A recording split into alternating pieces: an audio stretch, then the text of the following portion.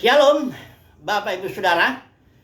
Saya sebenarnya tidak rencana membuat video ini, tapi saya sering melihat di dalam medsos itu ya, orang-orang berkomentar atau mencomot ayat ini yang biasa diterapkan dalam situasi di mana kita sebagai minoritas dianiaya oleh agama lain, katakanlah begitu ya.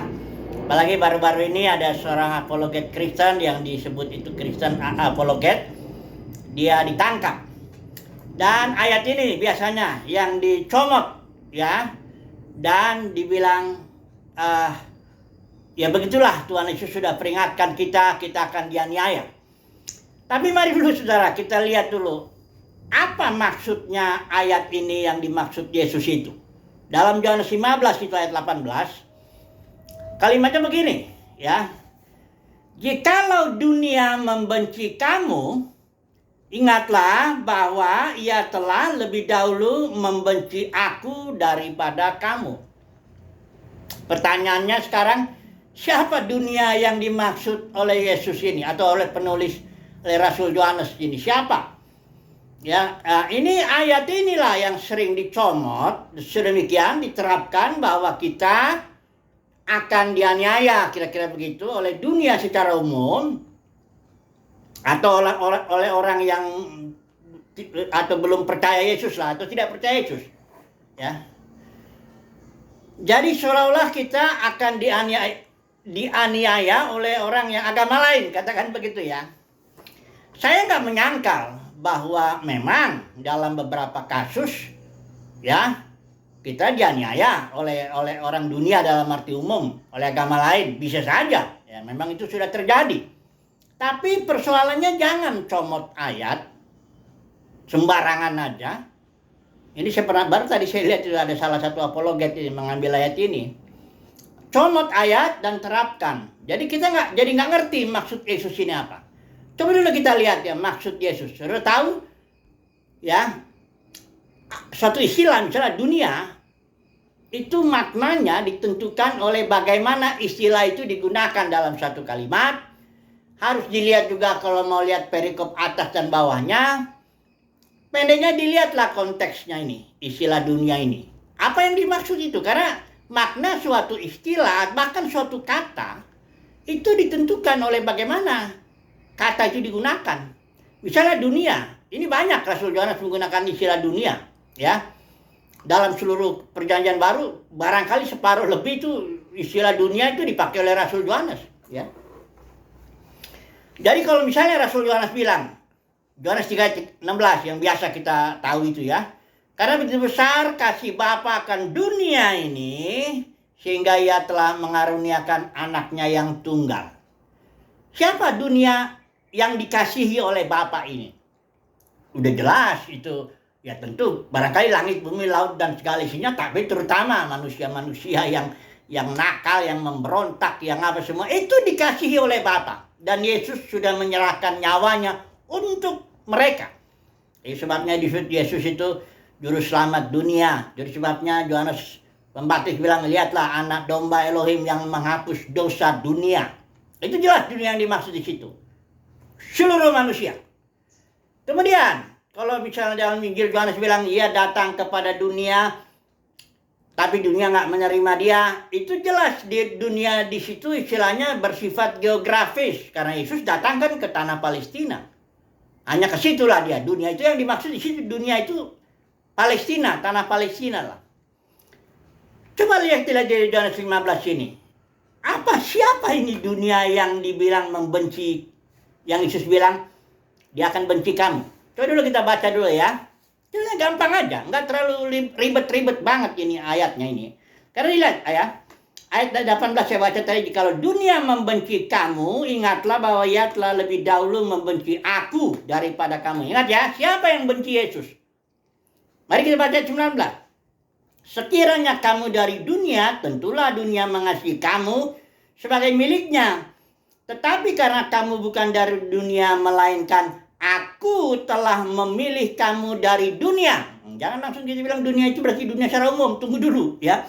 Yang dipilih Yesus dari antara dunia ini, siapa ini? Tunggu dulu ya. Terus kita baca ya. Ayat 20, ingatlah apa yang telah katakan kepadamu. Seorang hamba tidak lebih tinggi daripada tuannya. Jikalau mereka, inilah maksudnya dunia itu, telah menganiaya aku, mereka juga akan menganiaya kamu. Siapa mereka itu? Nah, terus kita baca ya, jangan yang ayat 25 yang paling jelas membukakan siapa sebenarnya mereka ini, siapa sebenarnya dunia yang dimaksud Yesus di perikop ini. Ayat 25, perhatikan ini. Tetapi firman yang ada tertulis dalam kitab Taurat mereka itu harus digenapi. Mereka membenci aku tanpa alasan. Itu di dalam kitab-kitab Mazmur ada banyak itu ayat-ayat seperti itu. Jadi siapa nih mereka dunia ini atau mereka ini yang dimaksud Yesus itu? Yang membenci Yesus, bahkan membunuh Yesus akhirnya. Jelaslah bahwa dunia yang dimaksud di sini adalah dunia keagamaan di zaman Yesus itu. Yaitu Yudaisme. Orang Yahudi itu ingat ya, dia biarpun gak percaya Yesus habis-habisan dan membunuh Yesus, ingat, orang Yahudi atau bangsa Israel ini adalah orang yang bangsa yang terikat dengan perjanjian Musa. Ya, perjanjian antara Yahweh. Katakanlah bangsa yang kalau dalam Keluaran 19 kita lihat, engkau akan menjadi umat kesayanganku, bangsa yang kudus, menjadi imam dan raja-raja. Ini dunia yang dimaksud Yesus itu Sanhedrin secara khusus lah. Yang diketuai oleh Kayafas. Ada 70 anggotanya.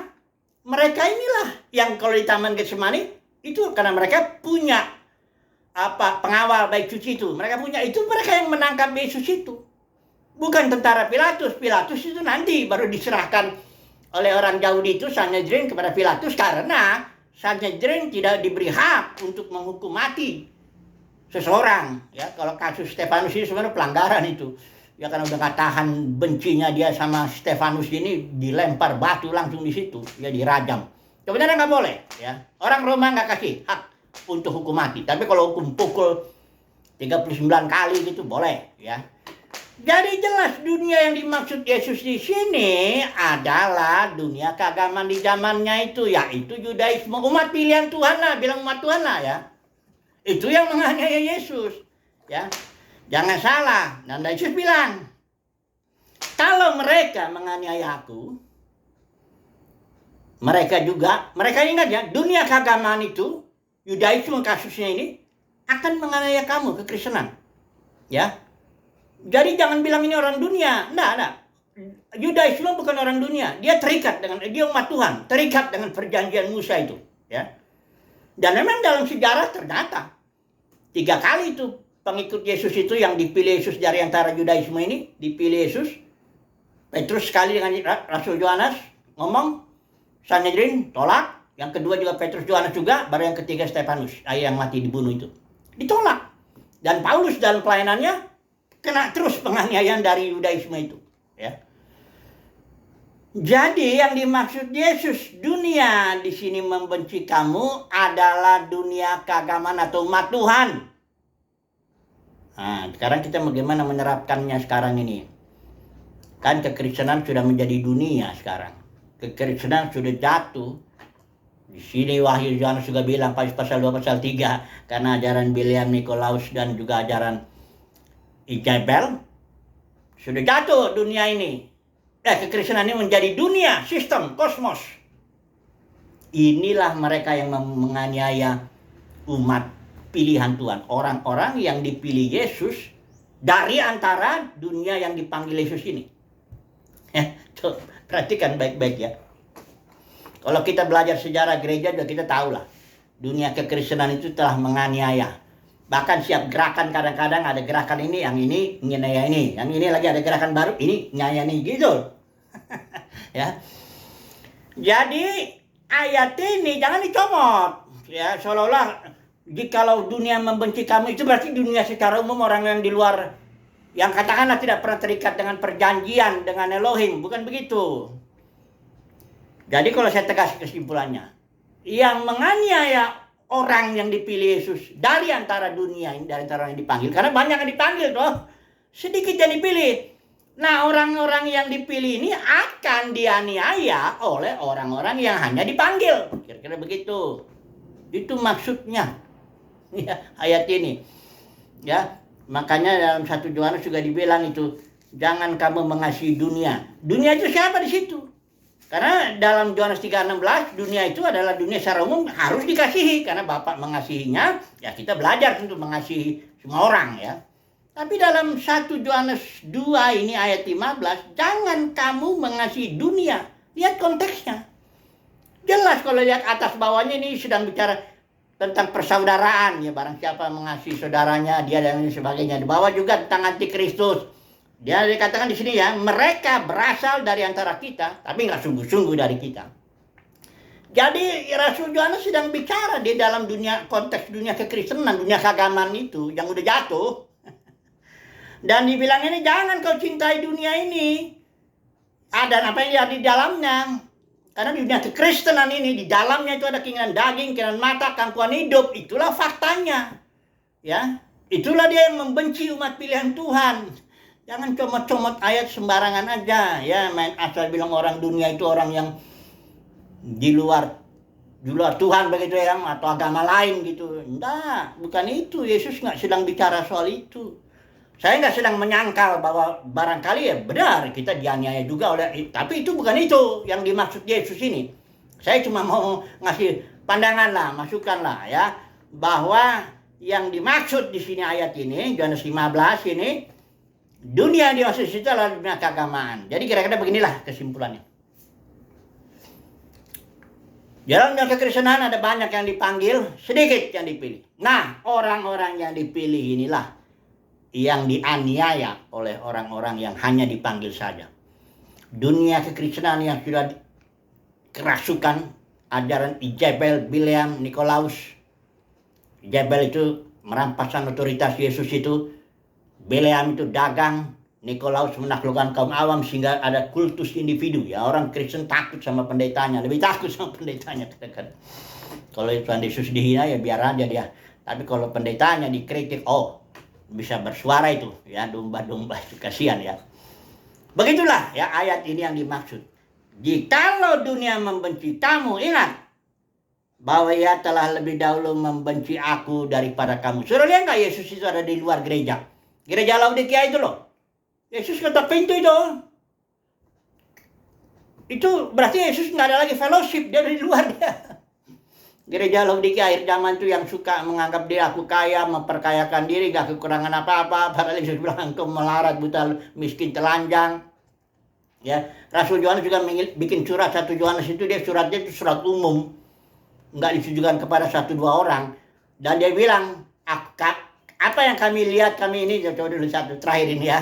Kita ini ya, saya singkat aja ini, cuma ngasih komen aja. Apa itulah ada sejak semula yang telah kami dengar, yang telah kami lihat dengan mata kami, yang telah kami saksikan, dan yang telah kami raba dengan tangan kami tentang firman hidup. Itulah yang kami tuliskan. Apa maksudnya? Supaya ayat 3, kamu pun beroleh persekutuan dengan kami. Perhatikan loh, Rasul Yohanes itu dengan timnya tidak ada persekutuan dengan gereja-gereja yang di Asia kecil itu, 7 gereja yang udah jatuh. Nggak ada persekutuan. Itu makanya Rasul Yohanes kirim surat kepada 7 gereja itu. Ya, apa yang kami tahu, yang kami rasa, kami nikmati, kami alami itu semuanya. Dan dia bilang, Rasul Yohanes bilang, persekutuan kami adalah persekutuan dengan Bapa, dengan anaknya Yesus Kristus. Ingat ya, ini surat 1 Yohanes ditujukan kepada gereja yang sudah jatuh. Dan tidak ada fellowship antara Rasul Yohanes dengan timnya itu dengan mereka. Sama seperti Yesus sudah ngetok pintu di luar gereja. Ini pun jangan dicomot. Ini ayat ini sering dicomot ini. Terutama sama penginjil. Yesus itu ngetok pintu semua hati semua orang. Enggak. Yesus sudah ngetok pintu gereja yang udah jatuh. Gereja Laodikia itu ya. Oke lah. Jadi ini komen sedikit aja. Tolonglah ya.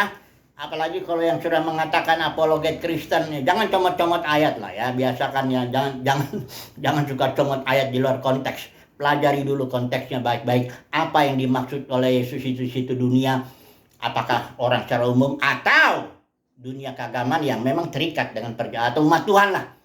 Ya. Oke lah ya. Satu lagi saya teringat ini, pengakuan iman kita itu. Yesus menderita itu kayaknya dibuat di Milan itu tahun 380 Masehi. Dikatakan di situ bahwa Yesus yang menderita di bawah pemerintahan Pontius Pilatus. Seolah-olah jadi Pontius Pilatus lah yang menjadi mastermind atau otak dari pembunuhan Yesus. Tidak begitu ceritanya, Bapak Ibu Saudara. Ceritanya itu Yesus dibunuh oleh Kayafas dan timnya itu, Sanhedrin. Jadi hanya Yesus diserahkan aja kepada Pilatus. Pilatus itu hanya pelaksana aja. Ya, dia pun karena dipaksanya, maka dia terpaksa menjatuhkan hukuman. Karena dipaksa. Ya, bukan karena dia mau memutuskan itu. Enggak, ya. Jadi, sekali lagi, Yesus dianiaya oleh umat pilihan Tuhan. Umat Tuhan lah, Israel ya, Yudaisme. Nanti dalam kekristenan, kan sudah jatuh ini, ada keinginan daging, ada mata, keinginan hidup, gangguan hidup. Maka umat pilihan Tuhan yang dipilih Yesus dari dunia ini, dari dunia kekristenan, itu yang akan dianiaya oleh orang-orang yang hanya dipanggil. Kira-kira begitu ya ayatnya. Ini hanya komen aja sedikit, karena saya sudah sering dengar ini ayat, main comot-comot aja begitu ya. Puji Tuhan, haleluya.